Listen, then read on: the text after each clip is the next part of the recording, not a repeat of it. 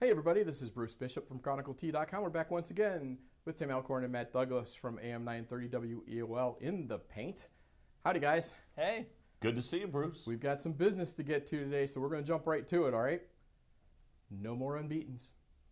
Go ahead, Matt. Yeah, Bent went by the wayside. I mean, Clearview was unbeaten going into the weekend. They ran into a very good Fairview team led by Luke Howes. He was the co-MVP of the Stripes division a year ago, and it was Fairview who came out on top big time in that game, winning by 20 points, 82-62 over the Clearview Clippers. So they go by the wayside. And Tim, I know you had the opportunity to see the Lorain Titans take on St. Vincent St. Mary. Yeah, before a packed house over at Illyria Catholic's Coliseum as part of the Play-by-Play Classic.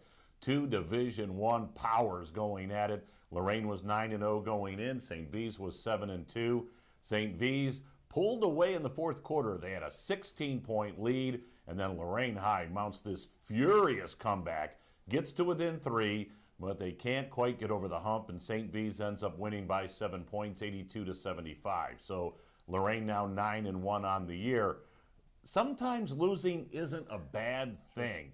Lorain learned a couple of things in that ball game. They got out-rebounded by St. V's in a big way. St. V's on the offensive boards just crashed the glass, had a lot of second opportunities and a lot of second chance points. Lorain will learn from that. And also, it's tough to carry an unbeaten record into game after game after game.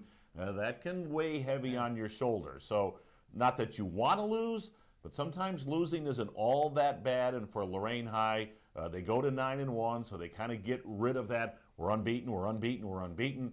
And they learn some things from a great St. V ball club. So, all in all, sorry to see them lose, but could be beneficial. Yeah, 22 games in a season in high school basketball. I mean, Lorain's still probably going to be the favorite to enter the postseason as the #1 seed in their district. So I don't think they'll worry about it too much. They played a very good game against one of the top programs in Northeast Ohio. Boy, no doubt about it. And by the way, back to Clearview. They did bounce back. They did. Tuesday night had a nice ball game against the Keystone Wildcats. So that kind of wiped out the taste of that defeat to Fairview. So nice win for Clearview on Tuesday to come right back and beat a good Wildcat team. Yeah, the Wildcats right now in first place in that Stars division after their victory over Buckeye. So, I mean, that speaks. You beat the other top team in the division in that Patriot Athletic Conference, and Clearview certainly looking to rise back to the top of that Stripes division.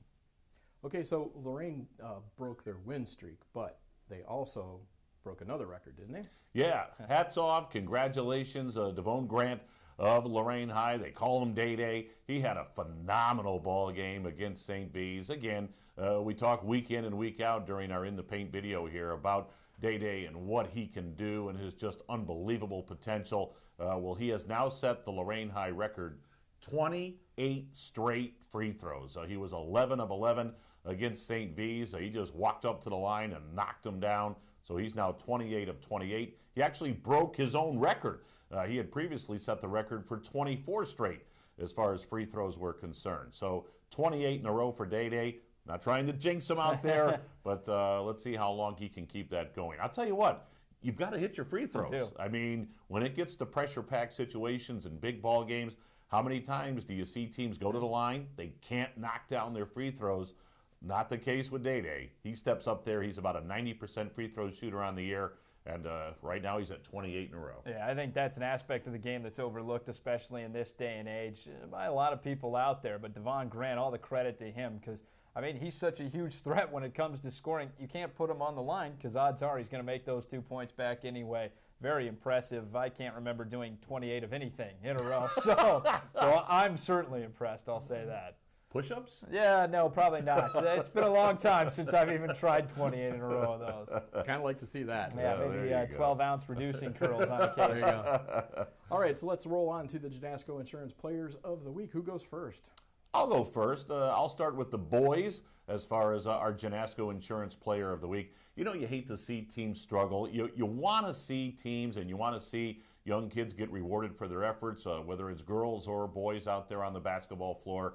Firelands hadn't won a game all year, and now as we sit and tape In the Paint, they've won 2 in a row. They got their first win of the year Friday night in a hard-fought ball game against Brookside. They had to beat the Cardinals in overtime.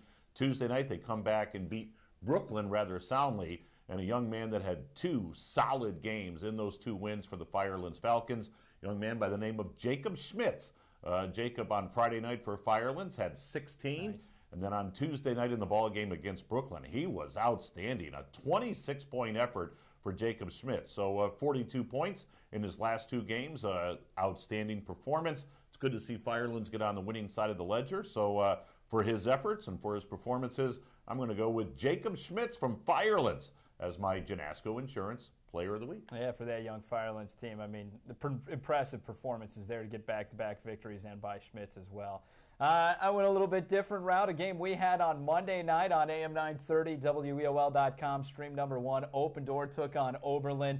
Emily McLean, she's one of the top scorers in the county. The Open Door Patriots guard, knocking down points after points, averaging about 16 a game. Well, her team found themselves down to the Oberlin Phoenix 34-27 at the half, but she had a tremendous outing, going strong in the second half, finishing with 28 points overall to help lead Open Door back into the game and to help them advance to 7-5 overall on the year. So, because she knocked down 28 points and what was a come-from-behind victory over the Oberlin Phoenix, I'm going to give my Janasco Insurance Player of the Game to Emily McLean. And she's just been impressive all year for Open Door. And as they enter Lake Effect Conference play, a little bit weaker conference here in Lorain County, I think she's got a real opportunity to help lead this team to a conference title. You mentioned we had that game Monday night on WEOL. Z Zoltai with the call. I dialed that one in.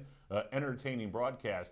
Boy, he was very impressed with Emily McLean. She had an outstanding performance, so very deserving of the Player of the Week. Without a doubt, and she's been doing it all year for Open Door Patriots, which I think is even more impressive, and it was her time finally came. Okay, so a couple weeks ago we had Illyria Catholic out at the Q. Somebody else is going out there this week, correct? Yeah, very cool experience for the girls from Illyria High. Yeah, it's going to be a fun game for them. Greater Cleveland Conference matchup. They're going to take on the Medina Battling Bees over there at Quicken Loans Arena. One of those cool opportunities. I mean, after that game, the Cavaliers are going to play against the Washington Wizards. The players, their families will have the opportunity to purchase seats so that they can go to that game as well for a pretty cheap price. So what an experience. I mean, one, getting to play on that floor, and then later that day having the opportunity to watch the pros take the court too and see some high-quality basketball. I never got the opportunity to do something like that, Tim.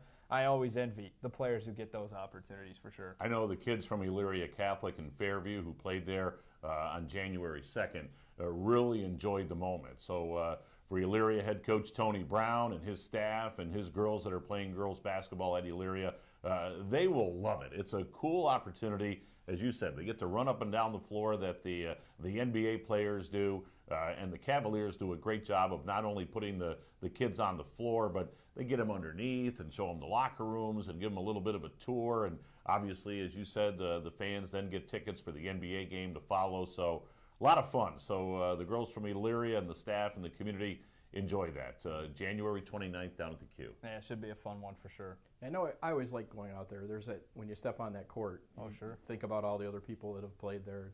It's a pretty cool moment. Absolutely. All right, so we're getting close to wrapping it up. So let's talk about where WEOL is going to be this week. Well, we've got boys basketball on Friday night. The Columbia Raiders, Larry Babbick's team, playing some very good basketball. Had a thrilling win on Tuesday night. They had to go to overtime to knock off the Wellington Dukes. Columbia will be at home. They'll be taking on the Oberlin Phoenix. Oberlin last Friday night got a nice win against Lutheran West. Now they dropped one Tuesday night to the always good Buckeye Bucks, but that should be a fun one. Oberlin at Columbia Friday night. We'll have that one on AM 930 WEOL. And then we're going right back to Columbia Saturday afternoon for what should be a very good girls game. Yeah, without a doubt. In the Patriot Athletic Conference, the Wellington Dukes have been playing some tremendous basketball led by Jalen Gibbs and Alexis Lemkel. They're going to head into Columbia to take on the Columbia Raiders. Raiders will certainly have something to say about the streak that right now the Wellington Dukes are on in that Patriot Athletic Conference. So we'll have that game. It'll get underway about 2 o'clock on AM 930 and, of course, on WEOL.com, stream number 1. And then on Saturday night, Tim, I'm really excited for this one. 2 of the top teams in the county going to be going toe-to-toe. It's a non-conference matchup as the Illyria Pioneers host the Clearview Clippers. You had mentioned the Clippers just recently falling from the unbeaten. The Illyria Pioneers, their record doesn't speak to just how good they are playing in that very tough Greater Cleveland Conference. I really think this could be one of the best games of the year on AM 930. I love the R&R backcourt for Illyria High. Robinson and Rogers. Everybody needs a little R&R, especially the Pioneers. Let's hope Marson Robinson is back to full strength, and Caleb Rogers, who of course was my Janasco Insurance Player of the Week last week. When they're going full steam and operating on 8 cylinders, they are fun to watch. And as you said, that Clearview team, they've got some dynamic players, Javon, Todd, Billings, and so forth. They've got some fun players as well. That'll be a good one. Yeah, some great defense played by the Clearview Clippers, and as you mentioned, great offense by the Pioneers. So it should be a fun one to see who breaks. Yep. Bruce, before we wrap it up real quick, we should mention the first AP poll is out. Right.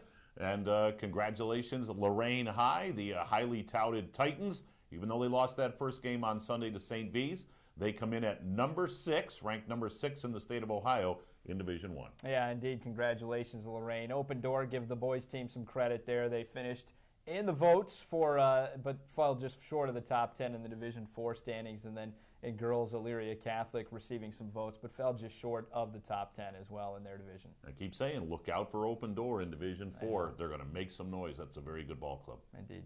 All right, boys. It's snowing outside. Let's go make a snowman. Tim Alcorn, take us home. In the meadow, we can build a snowman? Yeah, right. Is that how that Maybe goes? some snow angels, too. All right, Bruce Bishop behind that camera. Thanks to you. Always appreciate your work. Matt Douglas. Thanks. Great big thank you to you. Biggest thanks goes to you, the viewers. Hope you enjoyed this edition of In the Paint, brought to you by Dr. Karen Kramer and, of course, Janasco Insurance. And until we talk again next week, so long, everybody.